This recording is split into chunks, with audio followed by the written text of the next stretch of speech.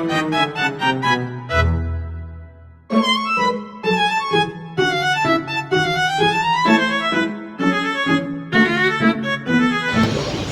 siang. Di sini kami ingin mempresentasikan pengerjaan proyek matematika yang sudah kami kerjakan dengan anggota. Silakan. Anggota saya Narendra Majuski Muhammad dengan NIM 167255405. Saya Hana Mumtaz dengan NIM 167 25267. Saya Muhammad Fadli dengan NIM 1672411. Dan saya Aldi Adin Husaini dengan NIM 1672534. Aku Alfareta Nutanya Gunawan, NIM 167252377 sebagai kameramen. Perkenalkan, nama saya Syafira Zahra Ramadhani, NIM 1672597. Saya sebagai editor. Nah, pada bagian ini saya ingin menjelaskan bagian latar belakang dari pemberian proyek mini matematika yang sudah ditugaskan kepada mahasiswa. Jadi proyek ini adalah suatu proyek yang dirancang untuk membantu mahasiswa agar bisa memahami konsep integral untuk menaksir volume benda dalam kehidupan sehari-hari. Nah, untuk bisa menaksir dalam pengerjaannya, untuk kita bisa menaksir volume suatu benda, kita membutuhkan benda atau produk yang ingin kita gunakan untuk bisa kita taksir volumenya. Pada kelompok kami menggunakan produk minyak bayi yaitu Zwitsal dengan neto 100 ml yang luas penampangnya bukan berupa lingkaran sempurna, tetapi kami ingin terapkan konsep integral untuk bisa menaksir volume dari produk ini. Lalu apa kegunaan dari penggunaan konsep integral dalam kehidupan sehari-hari?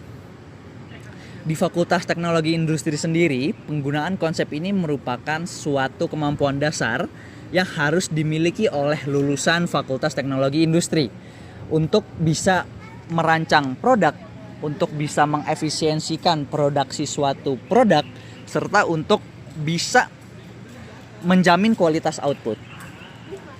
Nah, proyek ini bukan hanya membantu mahasiswa dalam segi akademis, tetapi juga membantu mahasiswa dalam mengembangkan kemampuan kerjasama tim, serta mengembangkan kemampuan komunikasi mahasiswa dengan teman sekelompoknya. Adapun tujuan yang kami miliki dari latar belakang tersebut. Nah, jadi tujuan yang pertama kita menentukan volume botol, yaitu yang kita pilih sini adalah botol Zwitsal dengan menggunakan konsep integral. Dan yang kedua adalah membandingkan hasil taksiran tersebut dengan volume asli yang sudah tertera di botolnya. Nah, pada kesempatan kali ini saya akan menjelaskan penerapan dari metode integral ini. Nah, dalam kehidupan sehari-hari kalian bisa menghitung volume benda yang berbentuk silinder ataupun tidak beraturan. Contohnya seperti apa? Seperti kalau misalkan kalian mau menghitung misal sampo ataupun pasta gigi ataupun parfum, atau kalau kalian mau yang lebih ekstrim, kalian bisa menghitung galon minuman yang biasa kalian pakai setiap harinya. Nah, kalian juga bisa menghitung jumlah cairan di dalam benda berwadah. Kayak misal kalian lagi nongkrong ataupun lagi gabut, kalian lagi ngopi, dan ketika itu kita sudah mempunyai cairan dari kopi itu. Kopi itu bisa kita ukur menggunakan metode integral. Ataupun ketika kalian mau yang lebih ekstrim, misal bisa menghitung volume bensin yang ketiga dengan metode yang dimiripkan dengan metode trapesium juga. Nah, atau misal kalian dalam dunia furniture, misal kalian bisa menghitung luas meja yang berbentuknya unik ataupun kayu yang berbentuknya itu melengkung gitu. Nah, jadi integral ini bisa dipakai dalam kehidupan nyata. Nah, tujuannya itu untuk membantu kita mengubah sesuatu yang rumit dan menjadi penjumlahan kecil yang mudah diukur dan mendekati kondisi nyata. Oke, jadi pertama-tama kita harus tahu dulu bahwa volume dari botol Zwitsal ini enggak 100% terisi sampai ke tutupnya. Maka dari itu kita hitung dulu panjang atau tinggi dari keseluruhan botolnya, yaitu di sini ada 11,5 cm. Setelah kita hitung lagi, ternyata dari tutup botol ke leher itu tingginya 1,5 cm, berarti leher sampai ke ujung bawah yang mana itu adalah volume totalnya itu adalah tingginya 10 cm. Nah, untuk menghitung volume botol ini, kita dapat menggunakan konsep integral. Lebih spesifiknya, integral volume dengan penampang beraturan. Hal ini dikarenakan bentuk dari botol Zuitzal tersebut merupakan memiliki bentuk benda pejal tidak beraturan dengan lebar yang berubah-ubah sepanjang tinggi botol. Jika diasumsikan botol tersebut porosnya simetris terhadap sumbu vertikalnya, maka penampang sejajar atau irisan horizontal pada ketinggian X merupakan sebuah lingkaran dengan jari-jari Rx. Luas penampangnya bisa kita tulis sebagai AX sama dengan Pi Rx kuadrat. Yang mana kalau botolnya terisi cairan hingga ketinggian H, yang mana H ini adalah dari leher sampai ujung bawah tadi, maka volume cairan di dalam botolnya adalah integral luas irisan yang bisa kita tulis sebagai pH sama dengan integral dari H sampai 0 dari AX sama dengan Pi dikali integral H sampai 0 dari Rx kuadrat.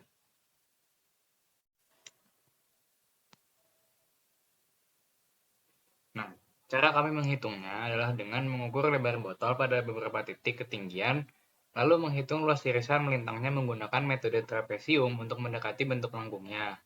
Luas penampang tersebut nantinya akan dikalikan dengan lebar botol di arah lain sehingga dapat taksiran volumenya.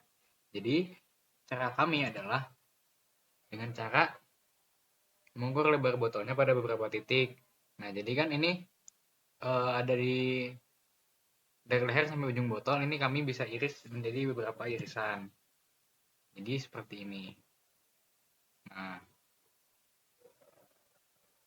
jadi didapat di sini ada 5 partisi yang bisa kita gunakan untuk perhitungan. Sekarang kita bakal hitung luas perempat bagiannya menggunakan metode trapesium. Metode trapesium ini rumus L sama dengan A plus B dikali T per 2, mana di sini bisa kita menjadi integral dari fx dx. Bisa kita ubah lagi menjadi integral 5 sampai 0 A plus B tambah 2 per 2 dikali dt. Karena ingat tadi T-nya itu kita integralkan juga. Maaf, dx.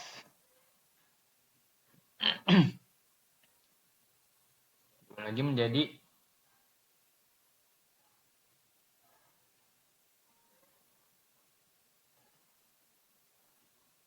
tinggal 5 sampai 0 dari A plus B kali dx.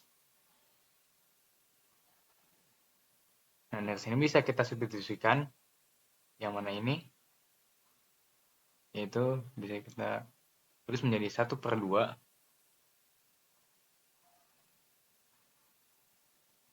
kali 2,1 2,2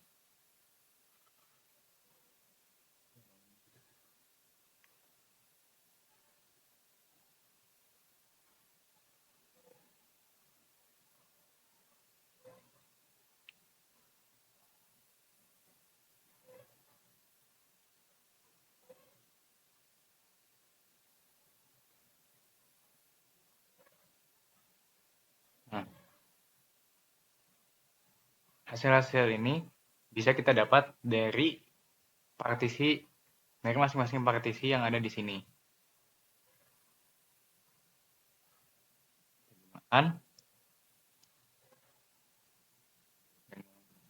Menghasilkan 1 per 2 dikali 21,95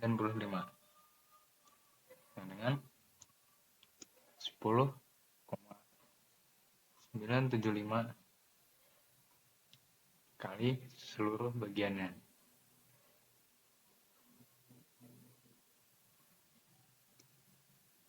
Karena seluruh bagiannya itu ada 4, yang mana karena ini kita menghitung 1/4 luasnya, jadi ini 1/4 bagian dari si botolnya. Maka dari itu ada 4 bagian lagi, jadi kita kaliin dengan 4. 10,975 dikali 4 itu sama dengan 43,9. Nah, setelah kita mengetahui luasnya, sekarang kita hitung volume dengan menggunakan luas dan lebar botolnya. Jadi kita masukin V sama dengan luasnya itu 43,9 didapat dari perhitungan yang tadi, perkalian partisi dengan bagian-bagiannya. 43,9 dikali 2,43. Jadi kita dapat hasilnya 106,67 cm atau kubik. Itu adalah volume dari si botolnya. Jadi fungsi yang merepresentasikan yaitu apabila diisi sebanyak H, diisi sebanyak dari leher sampai ujung botol, maka cukup mengalihkan luas dengan VH dengan kata H B0 A plus B per 2 delta X dikali 4. 4 ini adalah bagiannya dikali lebarnya. Pada soal kedua, kami diminta untuk membandingkan volume botol yang diperoleh dari perhitungan pada soal nomor 1 dengan volume botol yang diukur secara langsung, yaitu dengan cara kita isi dengan air. Nah, hasilnya, volume botol yang didapat dari nomor 1, itu kan tadi totalnya 106,67 cm3 atau 106,67 ml. Nah, dari perhitungan kami, ini menghasilkan galat sebesar 6,67%. Yang mana ini dapat terjadi karena beberapa faktor. Yang pertama, botolnya sebenarnya mungkin tidak benar-benar rotasional simetris. Maksudnya sisi depan dan belakangnya itu berbeda. Mungkin ada yang sisi yang menonjol atau yang lakukannya tidak simetris. Nah, jika botol tidak simetris, maka bisa kita gunakan rumus AX sama dengan Pi RX kuadrat. Ini kan kalau botolnya simetris.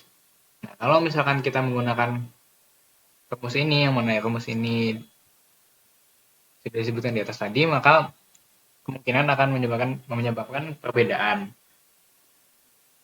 Lalu, di sisi lain, penampangnya bisa lebih mendekati elips, konstansa berbeda dari pi per 4. Kemudian, menggunakan hanya beberapa irisan dan metode trapesium menghasilkan aproksimasi, yaitu jumlah irisan sedikit menghasilkan galat yang lebih besar.